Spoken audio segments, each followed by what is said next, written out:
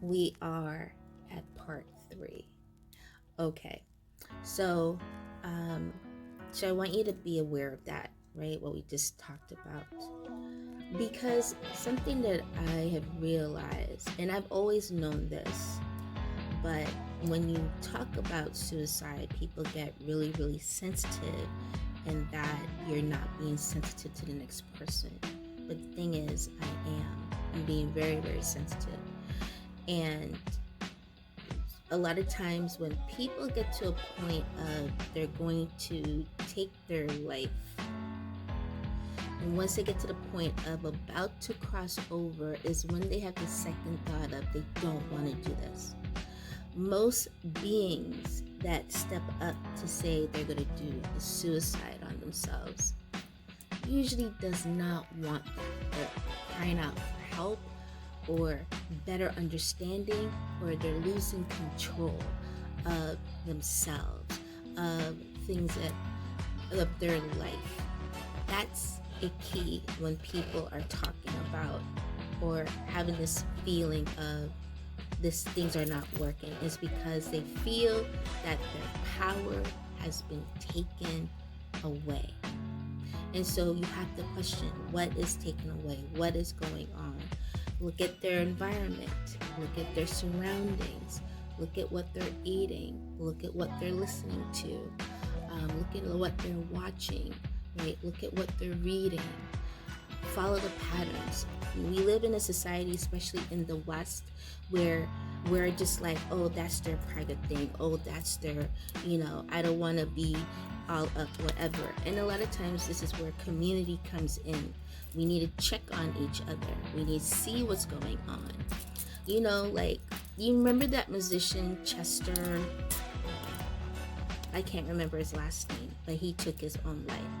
Now tell me this, Chester was not alone in his house at the time when he took his life. There were so many people in the house, musicians in the house, managers, all these other people, right? And no one checked on Chester while they were in the house. Come on, guys. I want you to really think. A lot of times, even for the woman, the designer, Kate Spade, I think it is, that house was so huge. There was other people in the home. No one checked on her. I want you to see we need more community. Don't feel like you're imposing or whatever, especially if you care about a loved one. Check on them. Look at patterns. Look at things that's going on. See their environment. What is coming in? What a shift has happened? Did a shift happen? A switch of something all of a sudden just happened? The new people that they're around. Who are these new people? Don't be afraid to question, is what I'm saying. Be an investigator. Be a detective. Hear what they're saying. Why are they saying it? What's penetrating the frequency? As a spiritualist, I'm also a detective. So when I see certain changes, right away, I am inquiring into the spiritual realm. If I've already looked into the physical realm and there are things that are there, but then certain things are not matching up, I, as a spiritualist and a spiritual life coach, I'm going to start becoming a detective, and I'm going to go beyond what the physical eye cannot capture or see. That's when you have to go in and say, well, what's trying to come through? Why are they trying to take this person's energy? Why is this person's energy of such significance all of a sudden?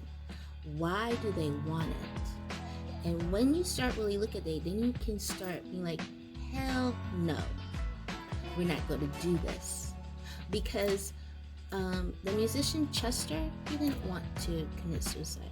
It was in the midst of that transition when he was about to, as when he was like, oh, I don't want to do this. What am I doing? All right, so we are on part 4, okay? And so we become detectives, is what I'm saying. And the reason why I'm saying this, and I don't know, there's a lot going on in the energy fields. There's a lot of changes in our atmosphere. There's some karmic debt coming through, or karmic alignments. There's a whole bunch of things going on. But suicide is one thing, right? And I have my personal experience with suicidal thoughts, right? And almost taking my own life, right? Of feeling powerless and being in a position of what that felt like, in order for an intervention or intervening of angels and my guides and my child's guides, and how that changed up for me, right? So when I started on this path of becoming a spiritual life coach, and my spiritual journey as a spiritualist, started to inquire, why are these things, why are they like this? What's really going on? Because no human really wants to take their own life, okay? No human really wants to do that. So you have to then, what's really going on behind the veil? And you've got to ask those questions. So first you gotta, when you see a shift or a change, start observing. Over here in the West, no one wants to involve themselves, or why? We're all spiritual beings, first and foremost, having a human experience, okay? So if I'm your neighbor, ain't I your sister? Aren't you my brother? Aren't you my cousin? Aren't you my aunt? Aren't you my uncle? Right? It don't matter. We gotta come out of the boxes that has brainwashed us and become family, become community, and start talking to one another, start being polite to one another. All these boxes of, oh, I'm white, oh, I'm black, or I'm brown, or we need to stop. Oh, I don't talk to you because, stop and really look. You're beyond these boxes. You're beyond these categories. So we got to start checking in. A simple hello. How are you? How's your day going? Right? What's going on today? Something like that can change a person from even taking or waking up from thinking they need to do something like that, because another force is trying to intervene. And so I'm going to talk about these forces. Be right back.